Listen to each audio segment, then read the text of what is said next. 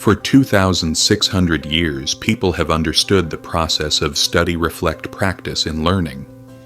The essence of this learning method remains the same. When you pick up a book to read, that is, study. The process of receiving knowledge. After reading, you reflect on what the book teaches, analyze its wisdom, and internalize it. This is reflect, or deep contemplation. Next, you apply what you have learned, testing it in real life. This is practice, or the process of turning knowledge into action. This process is not a one-time event.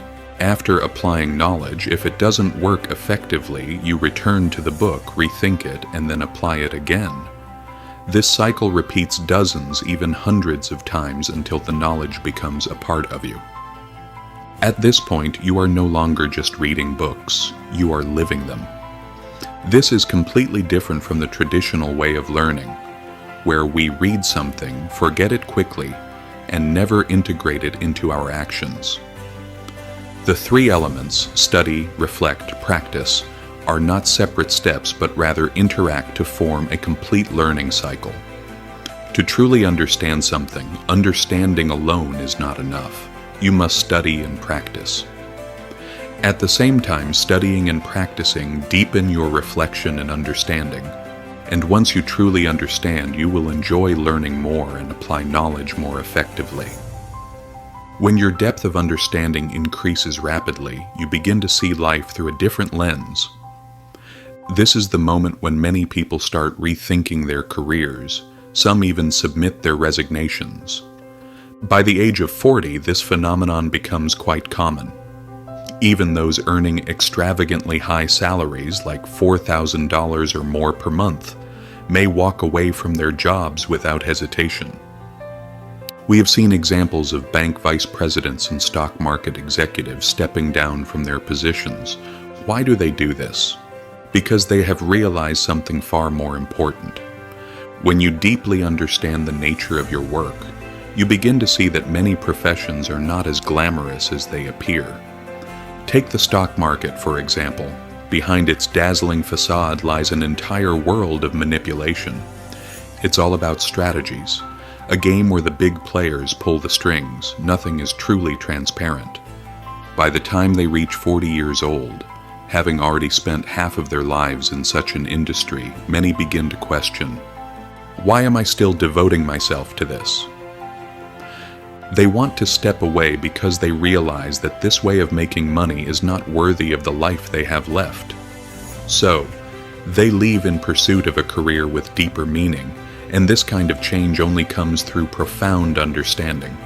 On the other hand, those who have sunk too deeply into a materialistic lifestyle often cannot escape, even as they grow old and approach death. Take, for instance, a widely known case from a few years ago, a very wealthy man in Vietnam. At 71 years old, he married a 21-year-old woman. Later, he imported a bed from Saudi Arabia for his wife, worth nearly $250,000. So let me ask you, a man with hundreds of millions of dollars who has had 4 wives and whose 5th wife was just 21 years old when he was 71, a man who spent millions on material luxuries. Has he gained deep wisdom about life, or has he completely lost himself in a downward spiral of shallow values? People like this are truly trapped in the cycle of wealth. To them, money is everything. They see money as the ultimate tool to acquire whatever they desire, while in reality, they themselves have nothing beyond money. For such people, you can be certain, if they live until 80, they will still spend every last day of their lives chasing money. As long as they have one more day to live, they will spend that day pursuing wealth. So ask yourself, are they the masters of money, or are they slaves to money? In truth, they are slaves, even though they may possess billions. Material wealth does not equal spiritual freedom. On the contrary, it can become an invisible chain that traps a person in an endless cycle of dissatisfaction. Thus, when we truly gain deep understanding of the nature of life and its true values, we will begin to act very differently in our lives.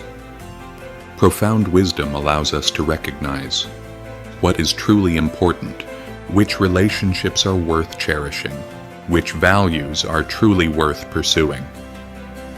With this clarity, we not only live our own authentic lives, but also free ourselves from the enslavement of materialism and endless desires.